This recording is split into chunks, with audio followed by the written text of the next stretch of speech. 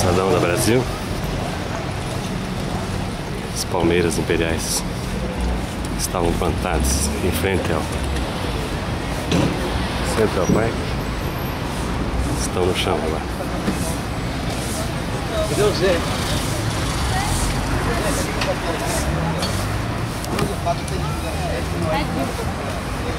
O pessoal concluiu o trabalho aqui.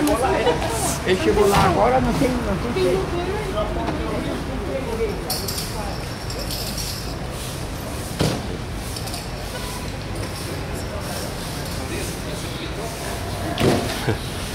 Bom dia, moçada. Tudo bem? Bom dia. Foi difícil tirar esse ou não? Não. Não. Deve ter sido um pedido do próprio pessoal do Central Park aqui, né? Sim. Pra tirar, né?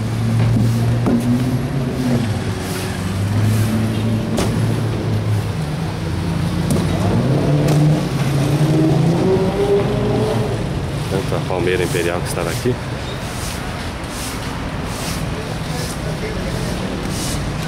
É. Quantos metros tinha essa palmeira, será, hein?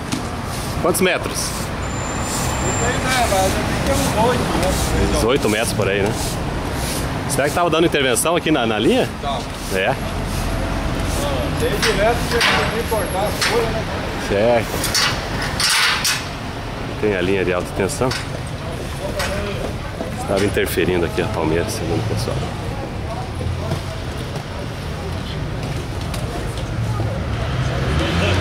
Jair Eduardo, do centro de Cascavel, para o Pit Tour.